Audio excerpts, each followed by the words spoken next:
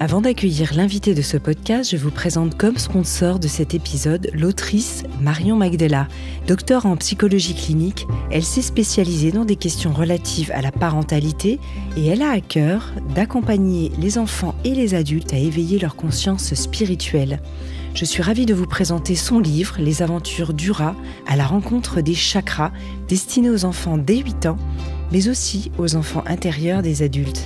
À travers cet ouvrage, Marion nous propose une méthode pédagogique pour nous aider à expérimenter le lien entre les émotions et nos ressentis intérieurs. Elle transmet des notions essentielles telles que l'effet miroir ou l'intuition, ainsi que des valeurs fondamentales comme l'empathie, l'amour de soi et le partage. Alors découvrez dès maintenant Marion Magdela sur son site internet www.marionmagdela.com ou bien en écoutant son podcast « L'écho du cœur ».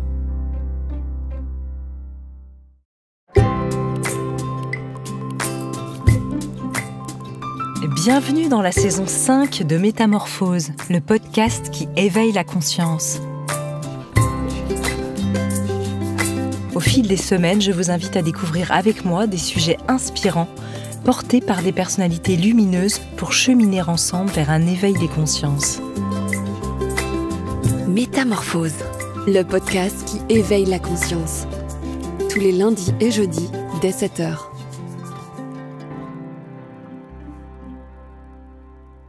Mon invité d'aujourd'hui est un passionné. Ses questionnements existentiels l'ont mené au journalisme et il a notamment été rédacteur en chef et présentateur du journal télévisé du 20h sur TF1, mais aussi au cinéma et à la littérature. Dans son nouvel ouvrage, Il n'est pas trop tard pour naître, paru aux éditions Jouvence, c'est l'univers et le sens de la vie qu'il questionne. L'apparition de l'univers est-elle porteuse d'une finalité ? Quel rôle avons-nous à jouer dans cette cosmogonie ? Quelle direction doit prendre notre vie ? Selon lui, l'évolution de l'humanité et l'avènement d'un avenir plus radieux passera par une prise de conscience nous permettant d'enfin naître. Je suis ravie d'accueillir aujourd'hui dans Métamorphose Harry Roselmack. Bonjour. Bonjour, je suis ravi d'être là dans cette petite boîte à paroles avec vous. C'est ça, certains l'appellent le confessionnal, alors on va voir. Alors c'est sûr que, et d'ailleurs vous le dites en introduction, on vous attend pas forcément sur ce sujet-là. Et on se rend compte que finalement les gens vous connaissent mal. Les gens connaissent mal, peut-être d'une manière générale, des présentateurs de télévision ou de radio. On connaît peut-être l'image papier glacé, superficielle, mais pas forcément ce que les gens ont plus en profondeur à l'intérieur d'eux. Ce livre est né de quel élan finalement ?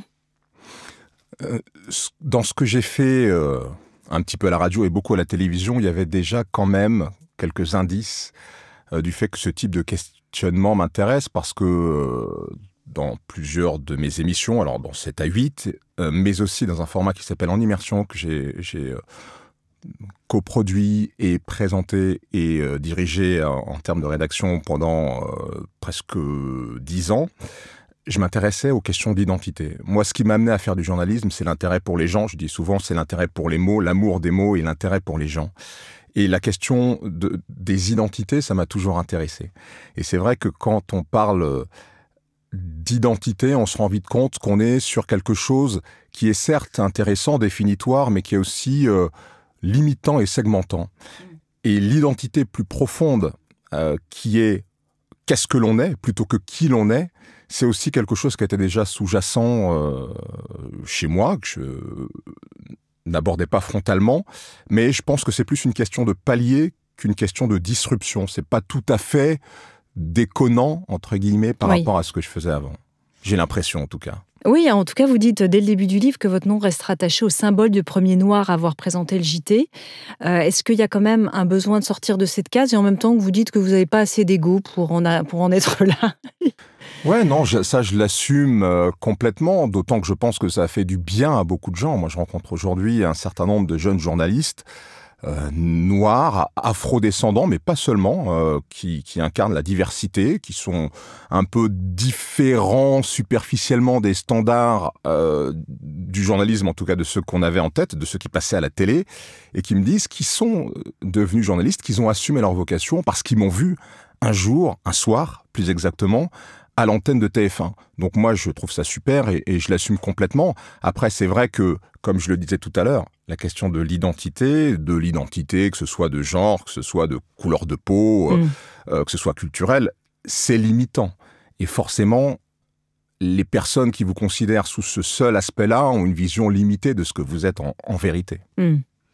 Alors ce livre m'a bluffé, non pas parce que j'avais une vision limitée de ce que vous êtes, puisque je ne savais pas forcément qui vous étiez exactement, je ne vous connais pas, mais c'est vrai qu'il m'a bluffé parce qu'à la fois vous êtes un puits de science, de connaissances, on sent que vous êtes passionné, que vous vous intéressez depuis certainement très longtemps au sujet des sciences, de l'astrophysique, de la cosmologie, etc. Et en même temps de la spiritualité avec lesquelles vous faites des ponts, et vous le dites d'ailleurs dès le début d'ouvrage que vous êtes croyant pour poser les choses telles quelles. Oui. Et j'explique précisément comment je suis croyant pour argumenter ou essayer de justifier que mes croyances n'ont pas influencé mon raisonnement. Parce que ce qui est important dans ce livre, ce que je veux mettre en avant, c'est le raisonnement, sa qualité, son exigence, sa robustesse, qui n'est pas la robustesse d'un raisonnement scientifique. Je ne prétends pas faire de la science dans ce livre, mais je fais ce qu'on appelle de la métaphysique, c'est-à-dire un parcours cohérent qui manie les concepts de façon logique et qui part d'un point A pour arriver à un point B. C'est ça, et c'est un peu cette route qu'on va refaire avec vous aujourd'hui. Mais d'où ça vient, cette curiosité, cette passion comme ça pour les sciences? C'est venu tout petit?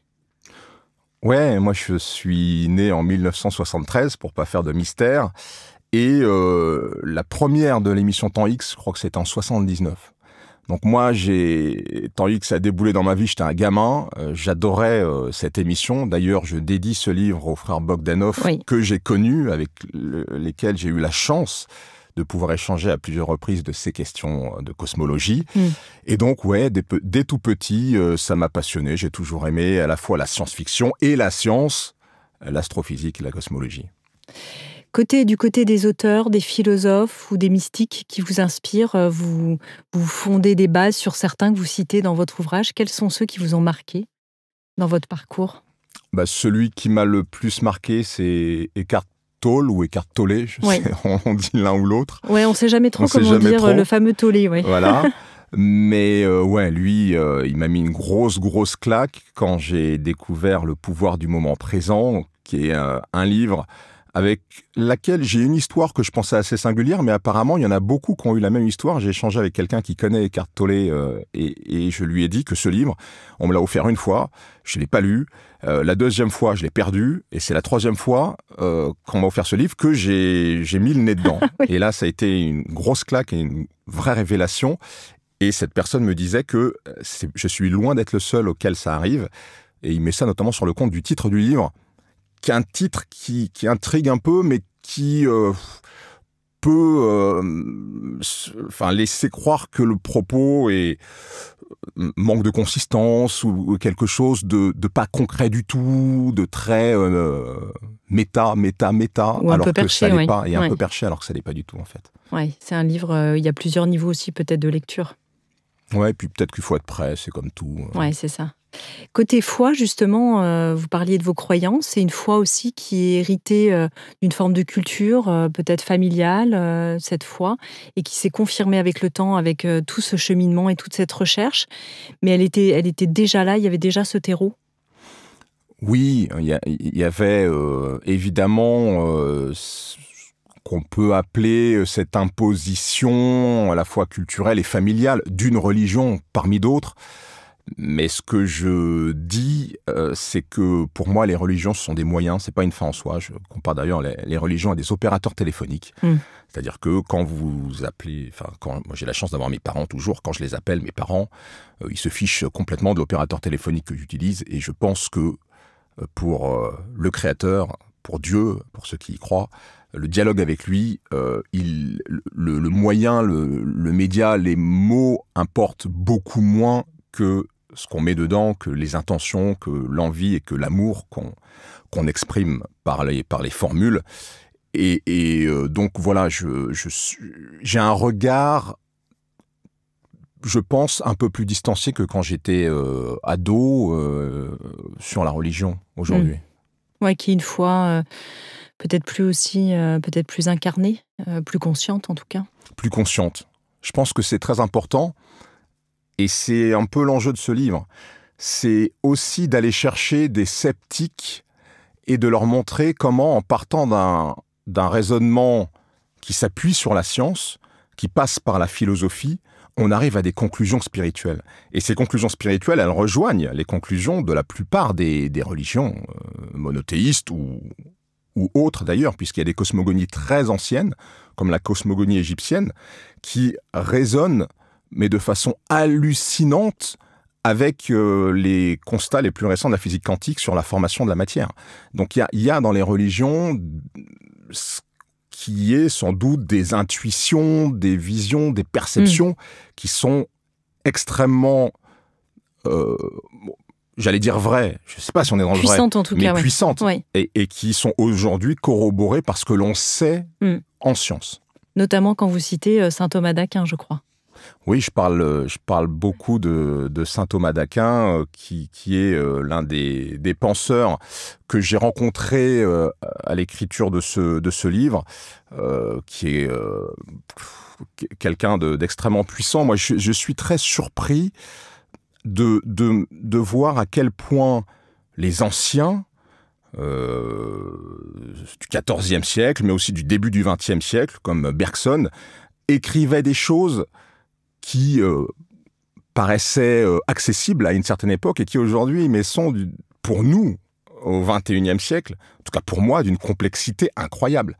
C'est-à-dire que j'ai une approche qui peut être considérée comme un peu complexe, et c'est vrai que j'aborde des questions complexes, mais je les vulgarise vraiment à fond. Et c'est vrai que quand on lit ces ouvrages-là, on se dit « Oh là là là là, mais comment il faisait ?» Vous avez 300 pages toutes noircies, avec des phrases qui utilisent des mots un peu compliqués. Mais c'est vrai qu'à cette époque-là, voilà, on n'avait pas peur des mots, on n'avait pas peur de la difficulté, de la complexité. Et à contrario, on peut penser que on s'adressait peut-être à une élite et qu'on cherchait pas forcément à toucher le plus grand nombre, ce qu'on essaye, enfin ce que moi j'essaye de faire aujourd'hui. Néanmoins, c'est vrai que ces penseurs-là étaient très très puissants. Très puissants, puis on a le sentiment, alors est-ce qu'on sait tout, je ne sais pas, mais qui n'avaient pas accès à la masse d'informations à laquelle on a accès aujourd'hui. C'est ça qui est dingue. C'est ça qui est dingue. Donc on se dit, où est-ce qu'ils téléchargeaient, entre guillemets, d'où ils téléchargeaient ces informations quelque part. Et je pense qu'ils incarnaient vraiment la force de l'intellect associée à une forme de confiance dans l'intuition, de confiance dans le raisonnement qui ne s'appuyait pas à l'époque forcément, comme en science aujourd'hui, sur des mathématiques, sur des expériences. Les métaphysiciens ne font pas d'équations mathématiques. Les métaphysiciens ne font pas d'expériences dans le sens... Ils font des expériences de pensée, évidemment, mais ils ne font pas d'expériences en laboratoire dans des conditions très chartées, très réglementées. Ils font des expériences de pensée, et la pensée est très puissante. Moi, c'est l'une des choses que je veux dire aussi à travers ce livre. Moi, je veux décomplexer les gens. C'est-à-dire que je pense que tout le monde, en tout cas la majeure partie des gens, se sont un jour posé la question de qu'est-ce que c'est que l'univers, qu'est-ce que je fais là, pourquoi on est plutôt qu'on n'est pas. Et est-ce que c'est pas même le grand cri de l'être humain quand même? Oui, je pense que c'est le grand cri de l'être humain. En tout cas, c'est le cri qui est à l'origine de la science. En tout cas, des sciences de l'univers, des sciences de la matière. C'est parce qu'on veut comprendre pourquoi on est là qu'on étudie tout ça. Sinon, on le ferait pas, il y aurait pas d'intérêt.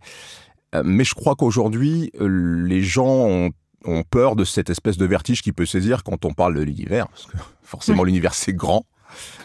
Ça pose plein de questions, mais ce que je veux dire, c'est que moi, je veux décomplexer les gens par rapport à ça, et je pense que au-delà de la science qui est indispensable, qui utilise des outils très compliqués, peut-être discriminants, parce que tout le monde ne comprend pas, et moi le premier, le 10e des équations qui sous-tend la relativité générale et tous ces concepts compliqués.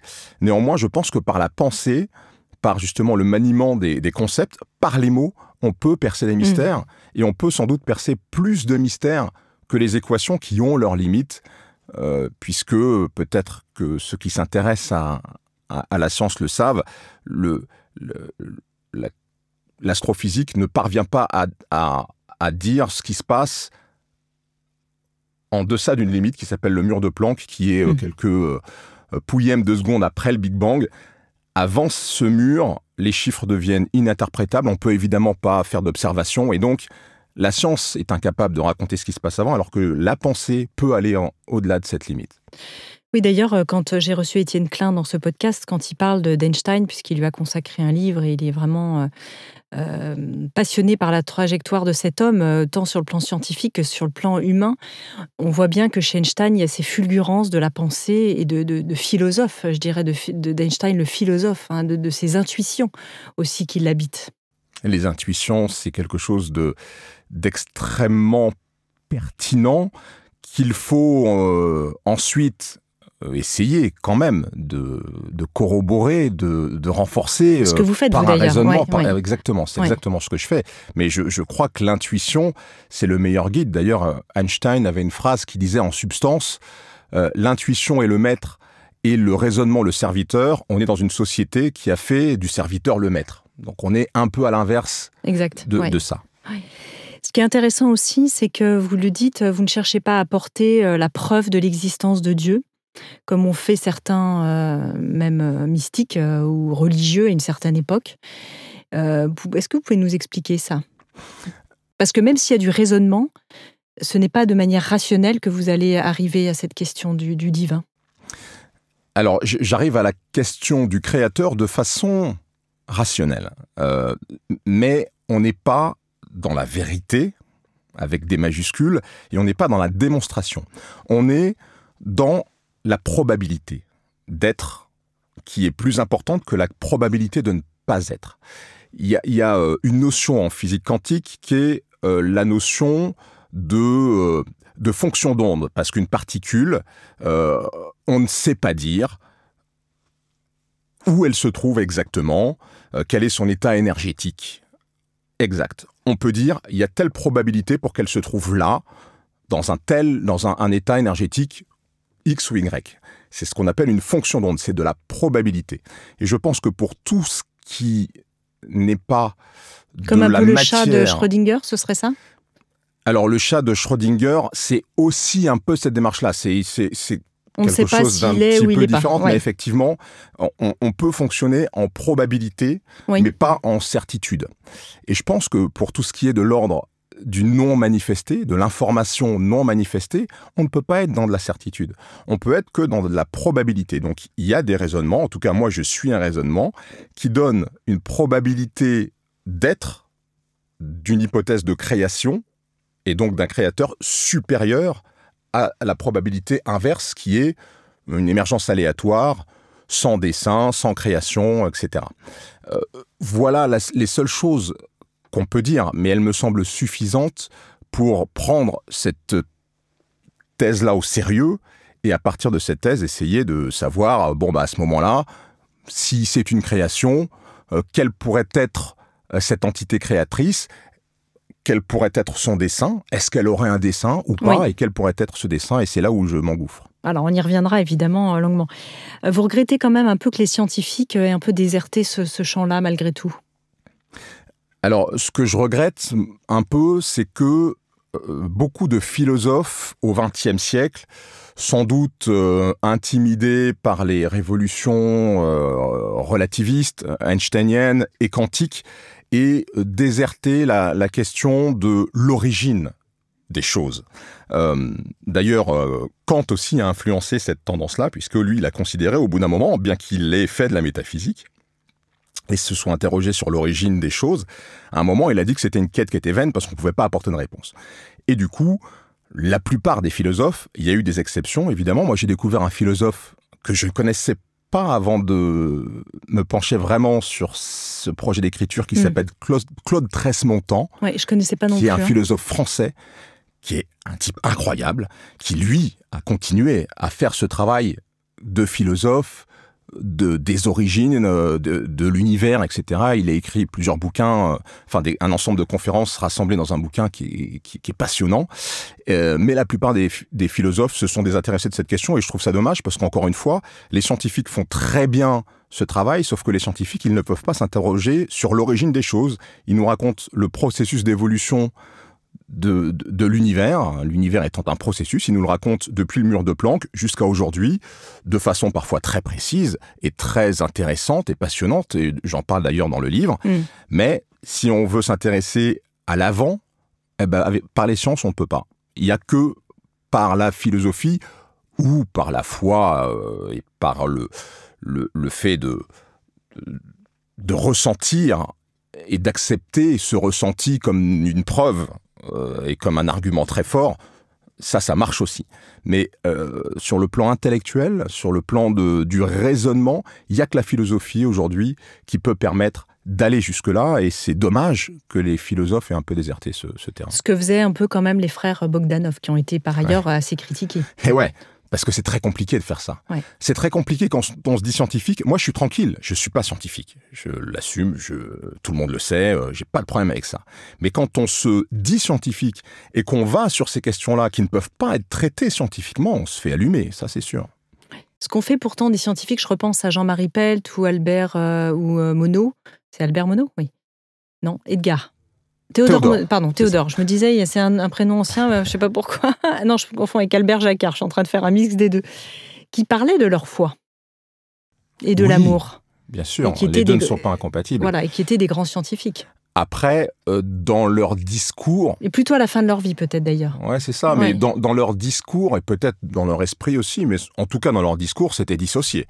Il y avait d'un côté l'homme de science, et de l'autre, l'homme de foi. L'abbé Lemaître en est un exemple parfait. L'abbé Lemaître, ça a été un grand scientifique. C'est lui qui a posé la première hypothèse de Big Bang, l'œuf primitif. Il appelait ça l'œuf primitif. Ça a été un grand astrophysicien. Et il était prêtre. Et il était religieux. Mais Teilhard de Chardin aussi a eu effectivement une réflexion métaphysique très puissante. Mais en général, il dissociait les deux. Ce qui était peut-être un peu moins le cas d'ailleurs chez Teilhard de Chardin, ce qui lui a valu des problèmes tant du côté des religieux que des scientifiques d'ailleurs. C'était toujours un peu cette idée d'être entre deux chaises, on va dire. Bien sûr, parce que ces connaissances-là, elles amènent à relativiser le dogme. Et du côté de l'institution ecclésiastique, un de ses représentants, un prêtre, ne peut pas relativiser le dogme. C'est pas bien. C'est ça. Alors dans la première partie de votre ouvrage, première grande partie, c'est ce que vous comprenez en fait de l'univers.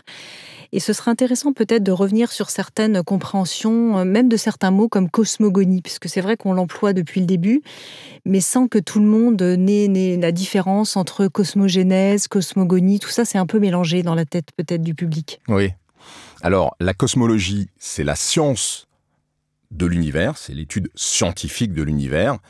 Une cosmogonie, c'est un récit de l'origine de l'univers, donc qui part d'avant ce que permet la cosmologie. Je ne veux pas me répéter, mais la cosmologie a sa limite d'étude. Oui. La cosmogonie, elle part de beaucoup plus loin, et les cosmogonies, elles sont souvent rituelles, un peu religieuses, et elles peuvent être aussi métaphysiques, philosophiques. Donc une cosmogonie, c'est plus libre comme récit que la cosmologie, mais ça peut aussi avoir une pertinence quand c'est appuyé par un raisonnement assez robuste et étayé, qui a la volonté d'être étayé, exactement.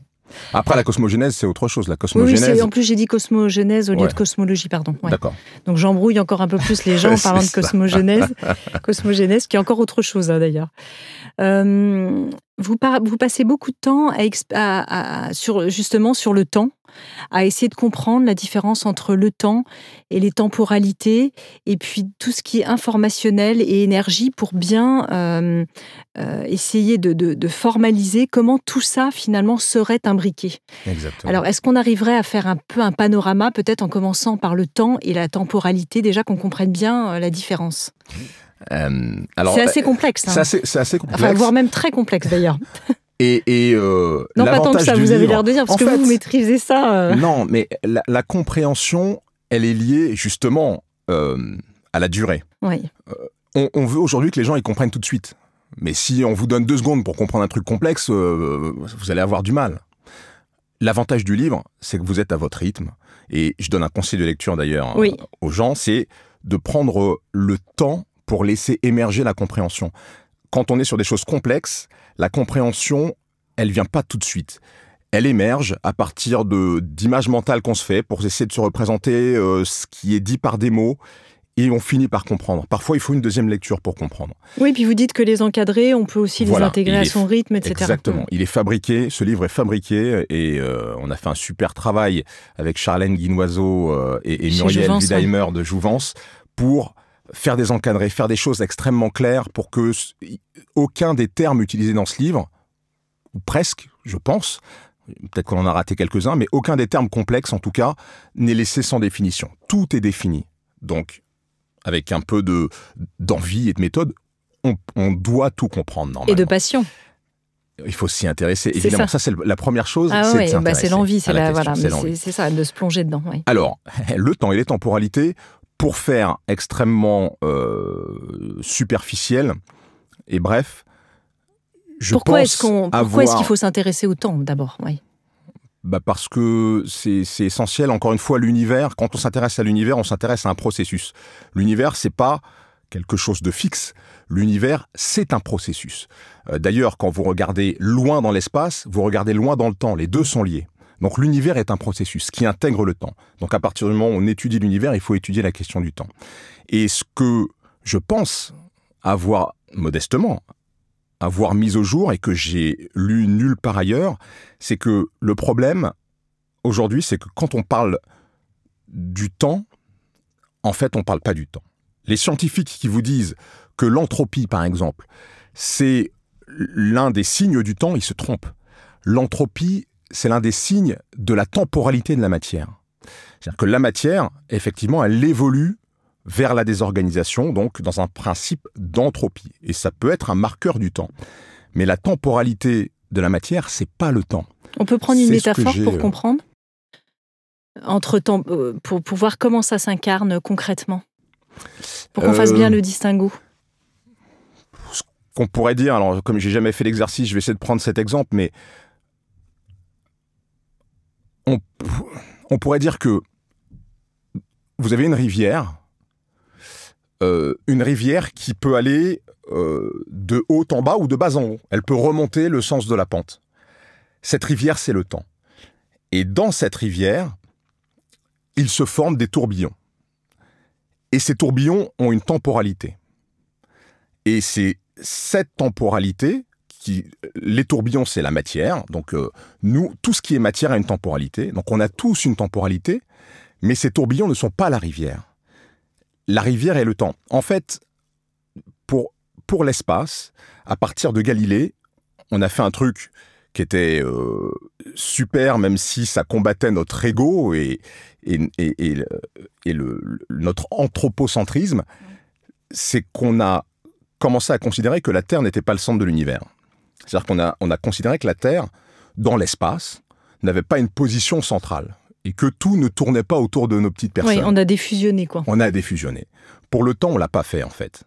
On considère que le temps, c'est la façon dont nous, on évolue, c'est la façon dont un mur va évoluer, dont un bloc rocheux va évoluer, dont une fleur va évoluer, on considère que c'est le temps.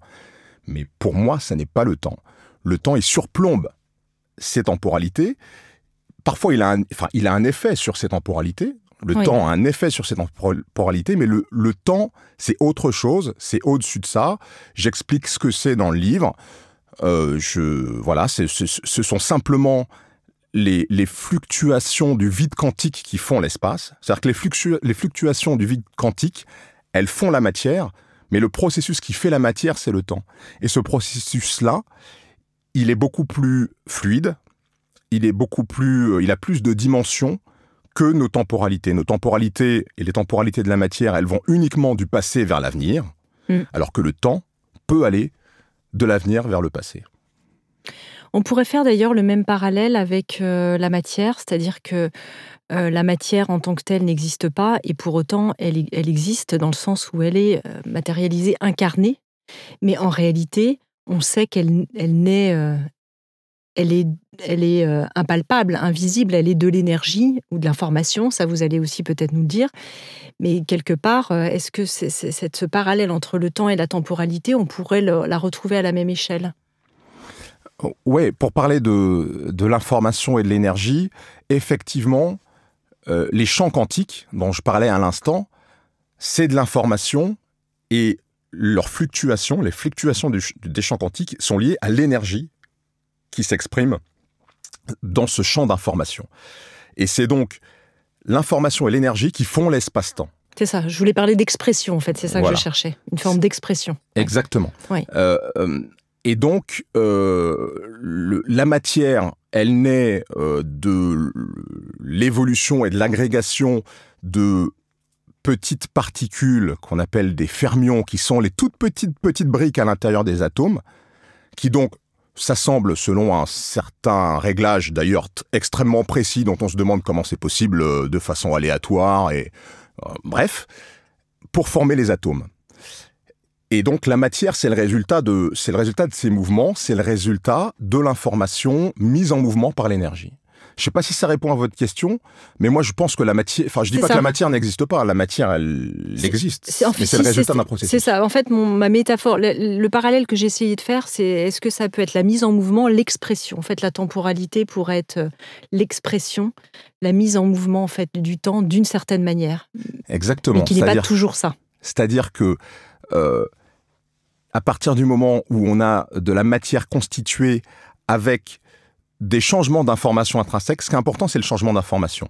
Le temps, c'est le changement d'information à l'intérieur des champs quantiques.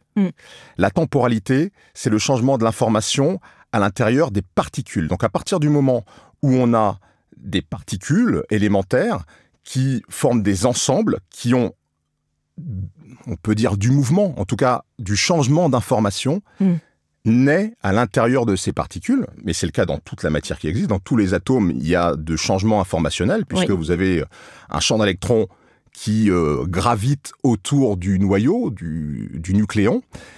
Et donc, à partir du moment où il y a du mouvement dans la particule, ça crée sa temporalité. Et cette temporalité-là, c'est ce que nous, on appelle le temps. Cette temporalité-là, elle est très contrainte.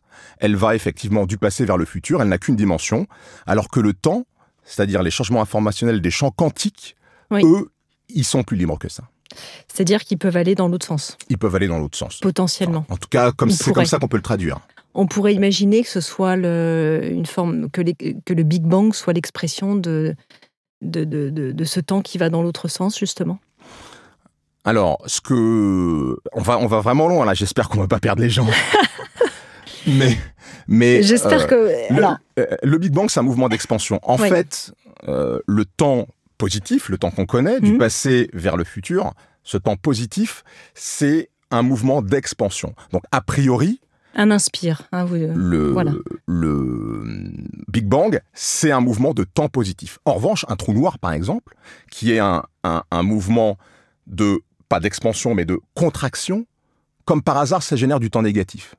Donc, pour moi, les mouvements, la dynamique de l'espace-temps, qu'elle soit expansionniste ou en contraction, ça change le sens du temps. Donc on a du temps positif dans des mouvements d'expansion et du temps négatif dans des mouvements de contraction. La gravité, c'est un mouvement de contraction et ça génère du temps négatif. C'est pour ça que je dis que le temps sur la Terre, nos temporalités sont toujours du passé vers le futur, ça c'est le phénomène de l'entropie, c'est-à-dire que notre passé ne peut pas être notre avenir. Oui. Quand vous faites tomber un verre et qu'il se casse, il est improbable que le verre se reforme spontanément. La matière, elle viole la symétrie du temps. Donc elle va que dans un sens. En revanche, moi, je pense que sur Terre, le temps, c'est-à-dire que les champs quantiques vont en négatif. Donc en vrai, le temps, il est négatif sur Terre. Après, tout dépend de la force de gravité, mais le temps est négatif et on a l'impression qu'il est positif parce que nos temporalités, les temporalités de tout ce qui est matière, y compris le sol sur lequel on marche, c'est positif. Oui, tout à fait. Non, mais vous l'expliquez très bien. En tout cas, moi, je vous suis. Je commence à avoir un peu chaud, là, mais... Est-ce que vous nous suivez, là Accrochez-vous. On vous a dit, c'est passionnant, mais il faut s'accrocher un peu. Du coup, j'ai perdu ma question qui me venait par rapport... Ah oui, du coup, comment expérimenter l'instant présent ? Hein, c'est la grande question aussi que vous posez par rapport à cette idée de temps, puisque nous sommes bien constitués de notre passé, vous venez d'expliquer. Par contre, l'avenir n'est pas encore présent. Ouais. Alors ça, c'est la question des temporalités, effectivement, du temps psychologique, le passé, le présent et le futur. Le passé, c'est un existant qui laisse des traces en tant qu'existant. Vous pouvez retrouver une photo de vous à 15 ans. L'avenir, ça peut être un influenceur de votre présent psychologique, mais ça n'est pas un existant. Vous ne pouvez pas trouver une photo de vous plus âgé que vous l'êtes, vraiment. Donc, le temps présent, et c'est ce qui est le plus compliqué, et ce temps présent, c'est le seul instant, c'est le seul moment où on peut, me semble-t-il, et ça je suis loin d'être le seul à le dire, Eckhart Tolle dont je parlais tout à l'heure, est celui qui a travaillé cette question de façon très en profondeur, c'est le moment du changement informationnel. Alors là, je vais parler du présent physique, pas du présent psychologique, parce que là, nous deux, on est en train d'enregistrer Métamorphose, c'est notre présent pour nous. Mais le présent physique, c'est pas ça. Le présent physique, c'est le moment du changement informationnel au niveau des champs quantiques. Autant vous dire que c'est très court. Tellement court qu'on n'y a pas accès, nous, par notre biologie. C'est-à-dire que quand on regarde, je prends l'exemple, quand on regarde un coucher de soleil, par exemple, on se dit, waouh, c'est génial, on regarde le disque solaire rentrer dans la mer, mais au moment où on voit ça, en vérité, le soleil, il est déjà sous la ligne d'horizon. Oui, depuis 8 minutes, je crois, c'est ça. Depuis 8 minutes, parce que la lumière du soleil, elle met 8 minutes à arriver à nos yeux. Et tout ce qu'on regarde, même les choses qui sont très proches, alors ça prend pour le coup des milliardièmes de secondes, mais tout ce qu'on regarde est déjà passé. C'est déjà passé.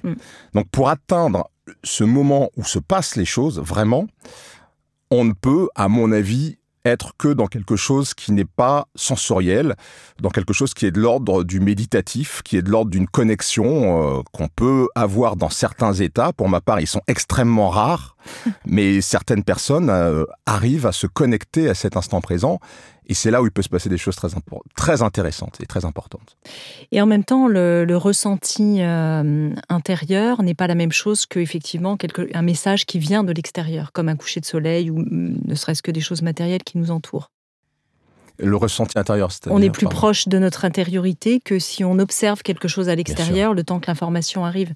Notre ressenti intérieur est peut-être plus immédiat ? Bien sûr. On est fait de façon à ce que on ne puisse pas intellectualiser le moment présent. En fait, quand vous faites cet exercice d'être vraiment dans le présent physique, c'est le moment où vous ne pensez plus que vous y êtes. Et à mon sens, vous ne pouvez vous rendre compte que vous y étiez qu'à posteriori. Au moment où vous y êtes, c'est impossible de le conscientiser, de l'intellectualiser, parce que le temps de le faire, même si c'est très court, le présent, il est déjà passé. C'est ça. On va venir aussi au hasard, parce que vous en avez parlé un petit peu, mais avant ça, peut-être avoir votre vision aujourd'hui de ce que serait finalement le Big Bang. J'ai posé aussi cette question à Étienne Klein. Comment est-ce qu'on pourrait, puisque nous, si on philosophe, on peut aller justement plus loin que les scientifiques. Donc, comment est-ce qu'on pourrait imaginer ça ? De façon très factuelle et qui, je pense, ne choquera pas les scientifiques, le Big Bang, c'est une émergence d'information et d'énergie. Voilà. C'est une quantité astronomique d'informations mue par une quantité astronomique et qu'on ne peut pas déterminer. C'est pour ça qu'on parle de singularité. C'est parce que, encore une fois, les chiffres, ils vont vers l'infini. On n'arrive pas à mesurer à la fois la densité informationnelle de la singularité et sa puissance énergétique. Donc, assez factuellement, c'est ça le Big Bang. La question, c'est est-ce que quelque chose comme ça peut survenir instantanément ? La logique me fait dire que non. Que le Big Bang, c'est le résultat d'autre chose. C'est le résultat d'un processus antérieur qui a permis de concentrer ces niveaux d'information et d'énergie. Intéressant. Et pourquoi justement dans ce flot, il n'y aurait pas de hasard ? qui est l'autre grande question qu'on peut aborder. D'ailleurs, vous prenez cet exemple très intéressant de l'alignement des chiffres du loto. C'est vrai que si d'un seul coup, on sort les 5 chiffres plus le numéro complémentaire 6, on se dit, il y a quelqu'un qui manipule là, c'est pas possible. Or, vous dites que l'univers est finalement d'un grand ordre. Ouais. Ça, c'est je le résume comme ça. Reconnu, mais c'est exactement ça. Oui. C'est-à-dire que si 3 semaines de suite, vous avez exactement le même tirage du loto, avec les mêmes chiffres plus le complémentaire, vous allez vous dire, il y a un truc qui ne va pas. Oui. Ça montre quoi? Ça montre que ce qui fait sens, ce qui n'est pas aléatoire, ce qui fait sens n'est pas aléatoire.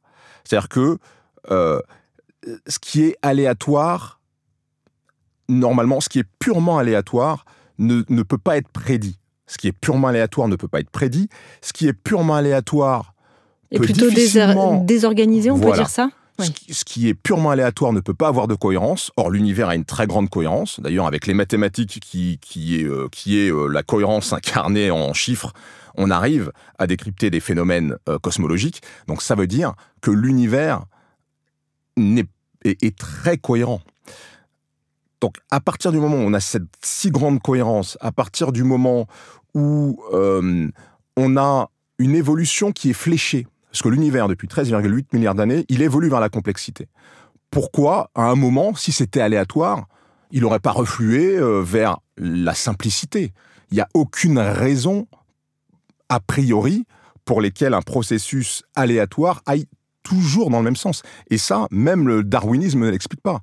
Le darwinisme, il explique comment un système s'adapte et s'organise par rapport à un environnement, mais il n'explique pas pourquoi un ensemble de systèmes très nombreux, très anciens, va toujours dans le même sens vers la complexité.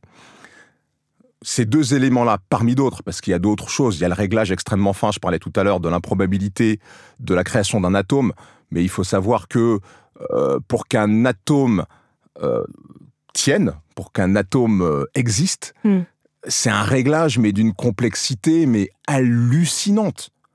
Tellement que certains convoquent le multivers, donc un nombre quasi infini d'univers, avec un nombre de configurations quasi infinies qui, dans un des cas, fonctionne comme le nôtre. Alors ça peut s'expliquer comme ça. Mais déjà pour moi, cette hypothèse, elle me semble pas plus robuste, voire moins robuste que celle de l'intelligent design, en tout cas d'un réglage. Et même le multivers, il n'explique pas un truc. Il n'explique pas le commencement des choses. Parce que, je le disais tout à l'heure, l'univers est un processus. Et un processus éternel, ça n'existe pas. Un processus a forcément un début. Vous ne pouvez pas avoir de processus éternel. Vous pouvez concevoir un existant éternel. Un existant qui est là de tout temps. Et qui, pendant un certain temps, a été sans mouvement, sans évolution. Ça, c'est déjà compliqué à concevoir. Mais un processus qui n'a pas de début, pour moi, c'est inconcevable. J'ai du mal à y croire.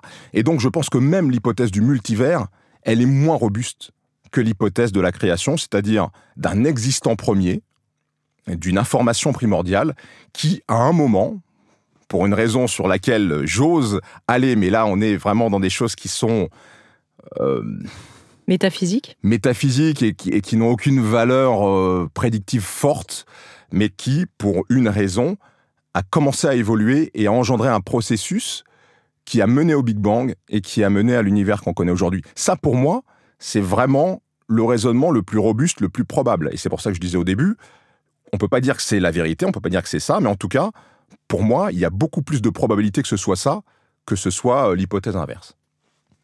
Et donc, par rapport à ces raisonnements, justement, sur cette fameuse éternité, ça nous conduit quand même à la grande question de cette intelligence, ce grand créateur, ce design. Quel est son projet, finalement? C'est la question que vous vous posez. Quel est le projet, en fait, derrière tout ça?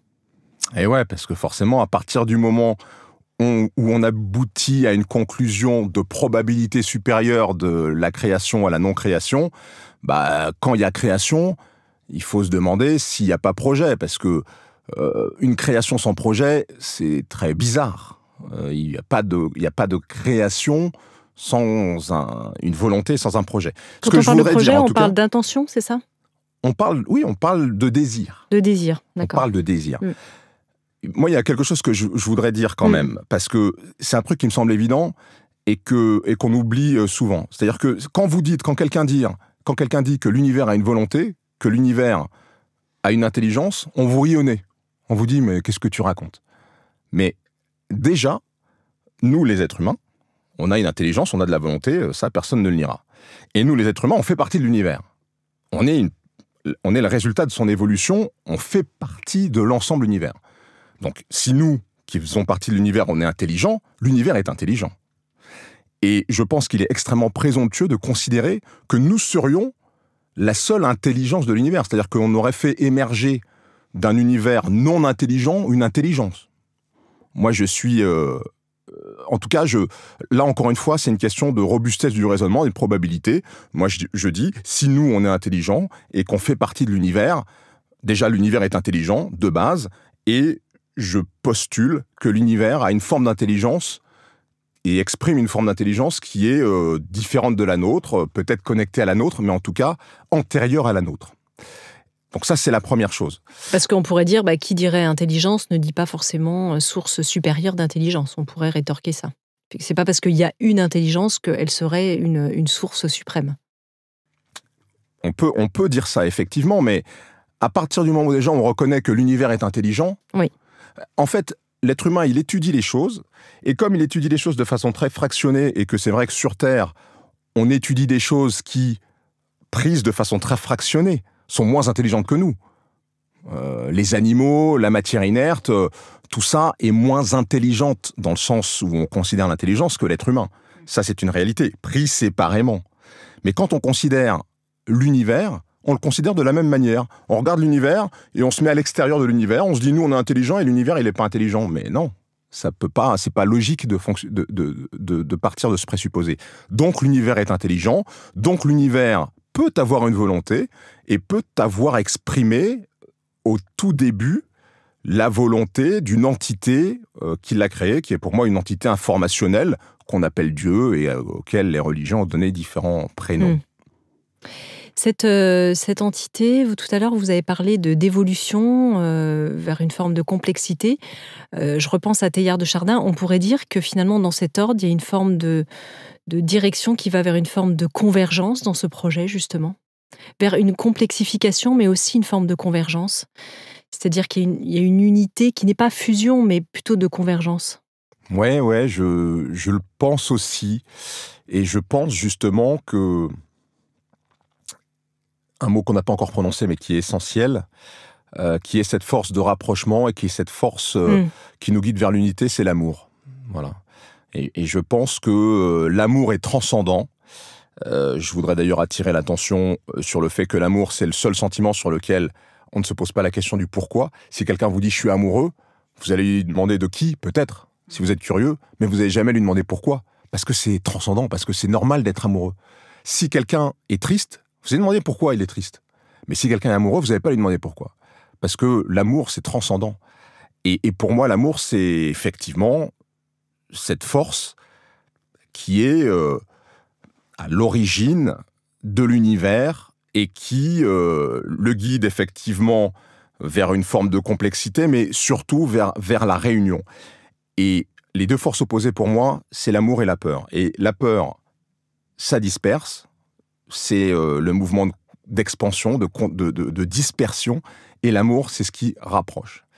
Et peut-être que le but de tout ça, de ce processus, c'est d'arriver à nouveau à ce rapprochement, à cette unité, avec des choses qu'on aurait gagnées entre-temps, parce que depuis le début, il y a quand même des choses qui ont été gagnées, ne serait-ce que la fin de l'unité de l'entité première.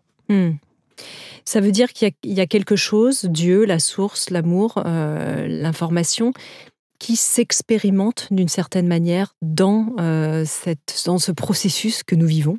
Ouais. On parlait tout à l'heure de désir premier, oui, comme moteur de de la création.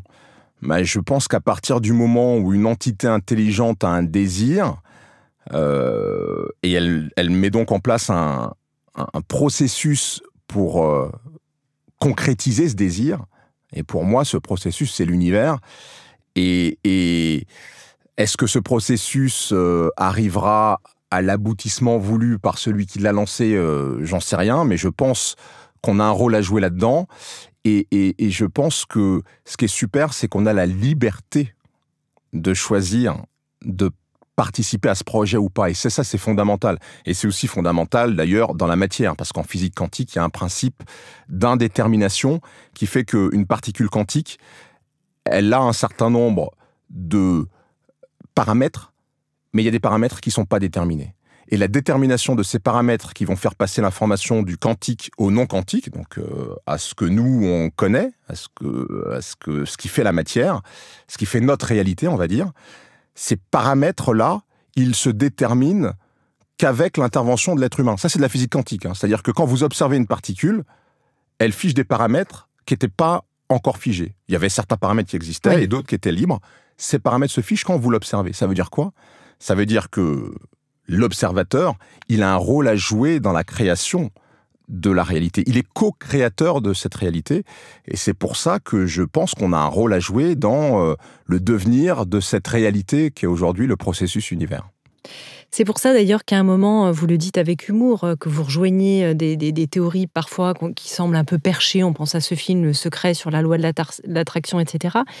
Mais que finalement, ça sous-tend quand même une réalité quantique. C'est-à-dire que quand on dit l'univers finalement conspire pas contre nous, mais nous veut du bien, il y a quelque chose en réalité de cet ordre-là qui agit véritablement. Ouais. Enfin, véritablement. Quand on est dans ce paradigme-là, évidemment. Ce qui est marrant et ce qui me semble convaincant, c'est que c'était pas mon intention de départ. Quand j'ai commencé à écrire ce livre, mais jamais je me suis dit que je vais arriver à des conclusions qui vont valider ce genre de thèse. Je cheminais, encore une fois, avec une robustesse et une cohérence qui me semblent logiques, et je suis arrivé à des conclusions qui valident ça. Moi, je le constate presque. C'est pas une volonté de ma part. À partir de ce moment-là, à partir du moment où un raisonnement logique aboutit à une conclusion, on peut considérer que cette conclusion a une valeur. Oui.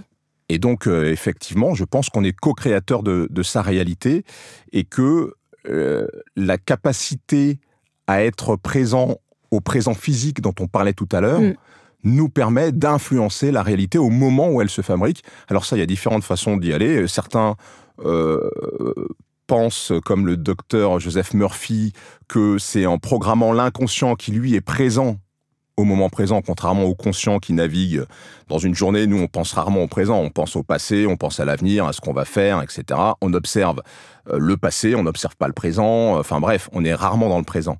L'inconscient, lui, aurait cette capacité de l'être. Donc, certains pensent qu'en programmant l'inconscient, on peut arriver à co-créer sa réalité. D'autres estiment que c'est en méditant, et en ayant des attitudes et des moments de méditation qu'on peut co-créer sa réalité. Ça, c'est pas mon étude. J'ai pas étudié ces questions-là et honnêtement, j'y connais pas grand-chose et je peux pas dire ce qui marche ou ce qui marche pas. Ce que je peux dire, c'est que ce qu'on sait aujourd'hui de la science permet d'accréditer la probabilité forte que ces choses-là fonctionnent. Et du coup, ça nous ramène à l'amour, en disant que vous, dans votre transformation, dans ce cheminement que vous avez fait à travers le livre et puis toute votre histoire, ça vous a fait vous transformer en profondeur pour accéder plus pleinement, comme une forme de nouvelle naissance, qui est la vôtre, mais aussi celle de l'humanité, puisqu'on est vraiment à un tournant quand même de notre évolution. Là, on voit bien qu'on s'en rapproche nettement. Alors après, le temps étant ce qu'il est, qu'est-ce que c'est que s'en rapprocher? On n'en sait rien à notre échelle, mais sous cette forme en tout cas connue, comment est-ce que ça a mis une espèce peut-être d'urgence justement dans votre façon de vivre, de vous rapprocher de ça pour être encore plus co-créateur de ce projet finalement? Ma question est un peu tarabiscotée parce que je suis passée par différentes voies. Mais... Non, je vois et c'est une question hyper importante. Et en vérité, c'est la question principale du livre qui est posée dans son titre. Oui. Il n'est pas trop tard pour naître. Ça veut dire qu'il y a une forme d'urgence parce qu'il n'est pas trop tard, ça sous-entend qu'à un moment ou un autre, il sera peut-être trop tard, mais il n'est pas encore trop tard pour naître à certaines vérités, pour comprendre certaines choses, et finalement, par sa raison d'être, changer sa façon d'être. C'est-à-dire changer nos comportements par rapport à ce que l'univers et son créateur attendraient de nous, humanité. Et là, on est vraiment dans quelque chose de collectif. C'est-à-dire que ce dont on parlait tout à l'heure, la co-création de la réalité, etc., chacun peut le faire seul. C'est peut-être même encore plus facile de le faire seul, oui. Parce que méditer à plusieurs, c'est peut-être plus compliqué que de le faire quand on est dans sa bulle. Mais répondre à l'attente de l'univers et à l'attente du créateur de l'univers, ça ne peut se faire qu'au niveau collectif. C'est pour ça que je dis que tout ce qui va dans le sens d'une information, d'une éducation sur le sujet, elle est bonne à prendre. Votre podcast, il est super parce que il montre aux gens un chemin qu'on est encore une fois libre d'emprunter ou pas, mais pour exprimer sa liberté, il faut savoir. Si je suis pas libre de choisir une option si je ne les connais pas. Si je sais pas ce qu'on attend de moi, j'ai pas ma liberté. Si je sais ce qu'on attend de moi, j'ai la liberté soit de faire ce qu'on attend de moi, soit de pas le faire. Et je pense que c'est ça le plus important aujourd'hui, c'est que il faut qu'un maximum de gens sachent pour pouvoir décider, pour pouvoir exprimer leur liberté. C'est le sens de ce livre, c'est le sens de l'intervention qu'on a tous les deux, et je pense que ce genre de choses doit se multiplier parce qu'il y a trop de gens qui, par peur, par désintérêt, par accaparement aussi du quotidien. Moi, si j'ai pu écrire ce bouquin, c'est que j'ai aussi le loisir, entre guillemets, de le faire. Si j'étais dans une urgence de vie, je comprends tout à fait que des gens ne se posent pas ce genre de questions et que ce ne soit pas une priorité pour eux. Mais c'est tellement important au niveau collectif, alors au niveau individuel aussi, parce qu'encore une fois, quand on sait ce genre de choses, et quand on sait qu'on peut co-créer sa réalité, ça règle beaucoup de problèmes déjà, à titre individuel. Mais collectivement, c'est hyper important qu'il y ait un maximum de gens qui soient informés de ce constat. Cette démarche-là, elle vous a fait cheminer par rapport aux peurs, justement, vers la voie de l'amour, à titre individuel ? Oui, encore plus, j'ai envie de dire, parce que j'ai toujours été comme ça. En fait, pour moi, personnellement, ce livre, il m'a permis de mettre des mots et de comprendre des choses que je faisais déjà un peu instinctivement. Je parlais tout à l'heure de la foi. Ma foi, elle est née avant ma compréhension. Et limite, ma compréhension, elle relativise la façon dont je croyais avant. Et là, c'est pareil, l'importance de l'amour, l'importance d'adopter des comportements plus harmonieux. Et c'est compliqué parce que, je vais prendre un exemple, il y a quelqu'un pour lequel j'ai beaucoup d'admiration, qui est un astrophysicien qui s'appelle Aurélien Barraud, oui, qui a beaucoup étudié l'univers, qui est brillant, qui connaît tout un tas de choses sur l'univers. Et il s'est rendu compte, son étude de l'univers lui a permis de se rendre compte que les comportements sociaux qu'on a sur Terre, qui sont très largement des comportements qui sont liés à un système qu'on appelle capitaliste, que ces comportements-là sont en train d'aller à l'inverse de ce qu'il faudrait faire pour préserver l'humanité et lui permettre de suivre la voie qui lui est proposée vers une évolution et une nouvelle création et une mutation. Parce que ça fait partie aussi des arguments. C'est-à-dire que l'univers, il évolue de deux façons. Il y a l'évolution et la création. C'est-à-dire que les systèmes évoluent de façon qu'on peut comparer à une évolution darwinienne, c'est-à-dire en s'adaptant au mieux et en trouvant la meilleure harmonie avec l'environnement. Et une fois que cette harmonie optimale est atteinte, hop, il y a une mutation. Et cette mutation, elle permet à l'évolution de continuer d'une autre manière. Et c'est comme ça que fonctionne l'univers depuis presque 14 milliards d'années. Et nous, les êtres humains, si on veut arriver à ce prochain stade de mutation et de création, et donc faire en sorte que le processus se poursuive à travers nous, il va falloir qu'on change notre façon de faire.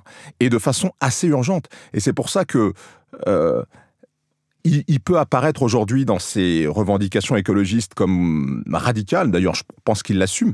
Mais c'est parce que, en vrai, l'enjeu, c'est la poursuite de l'évolution.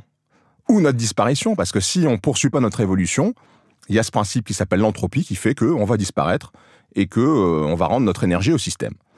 Donc c'est soit on trouve le moyen de continuer collectivement, et là je parle même pas de nous, je parle de nos descendants, soit si eux continuent comme nous, ça va être terminé dans quelques générations, je ne sais pas combien, mais ça va être terminé.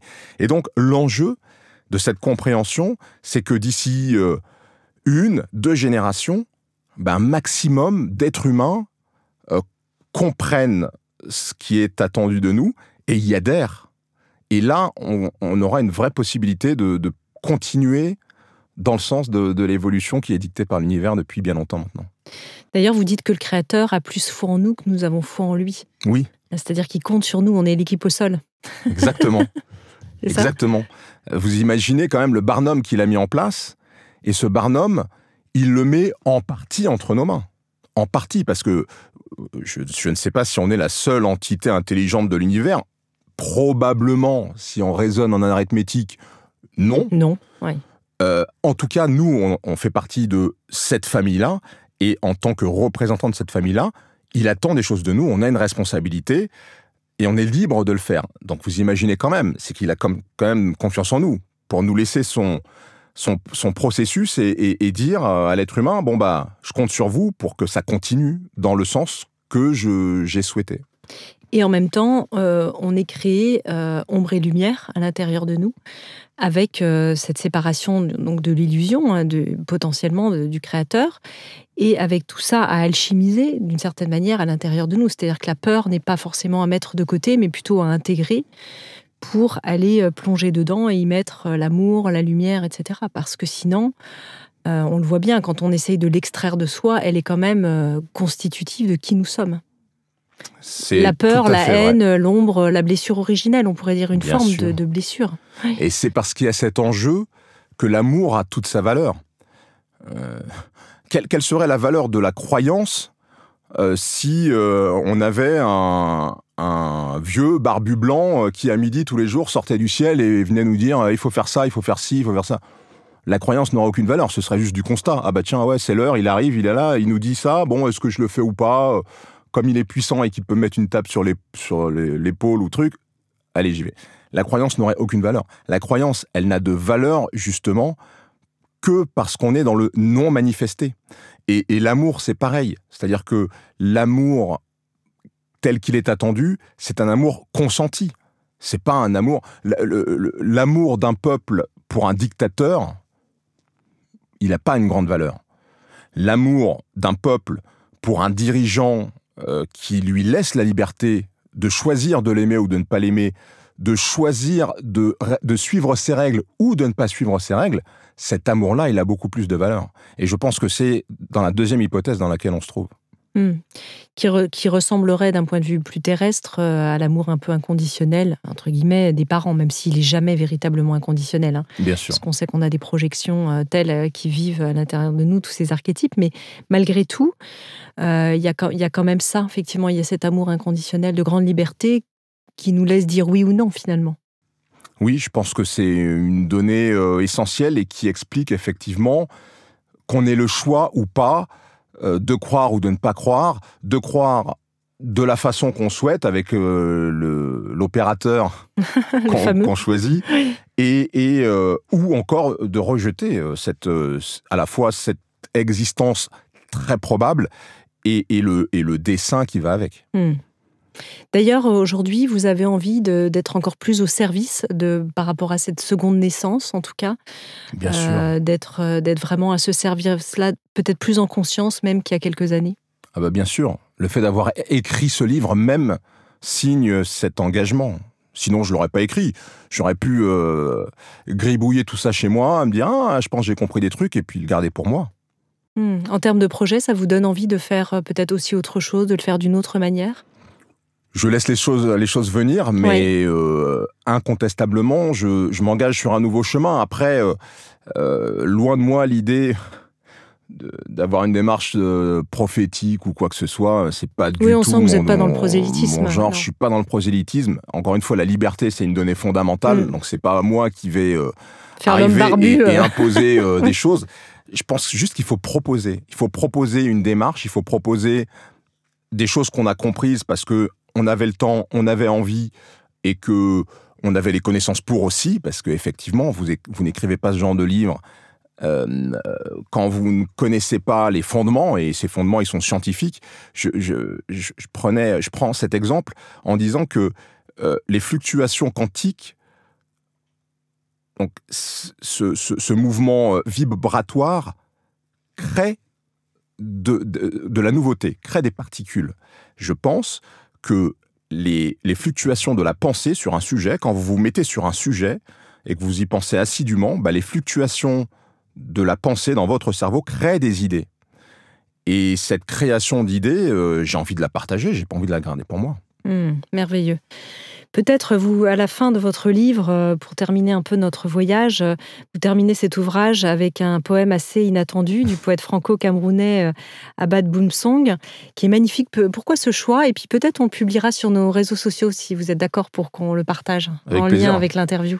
Je pense qu'il sera ravi.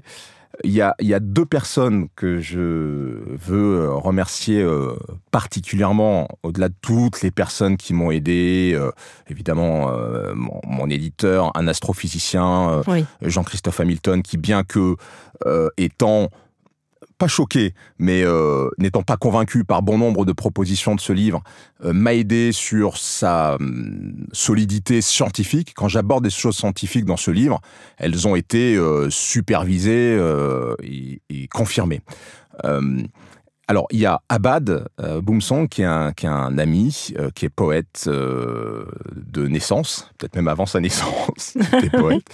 Et effectivement, l'art, c'est une façon aussi de décrypter l'univers.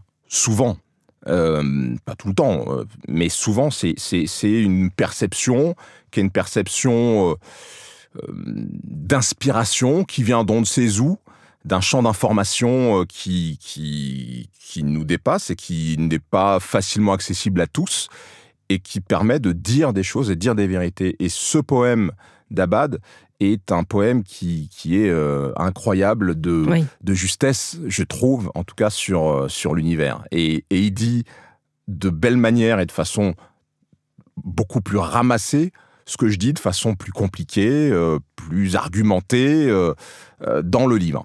Et il y a la couverture du livre.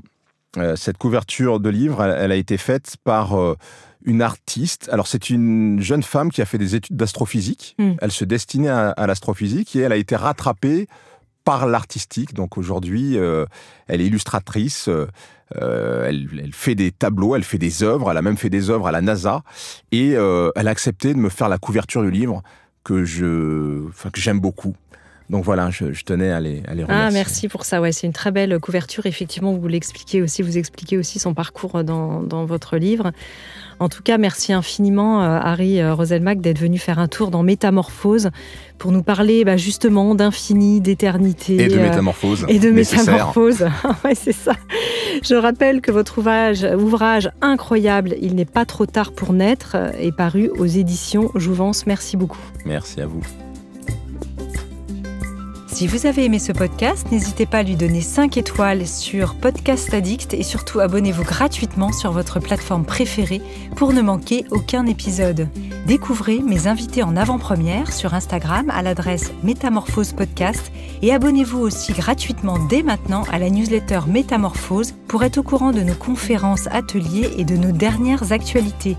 Pour ça, rendez-vous sur notre nouveau site www.métamorphosepodcast.com. Métamorphose, le podcast qui éveille la conscience. Par Anne Guéquière, tous les lundis et jeudis, dès 7h.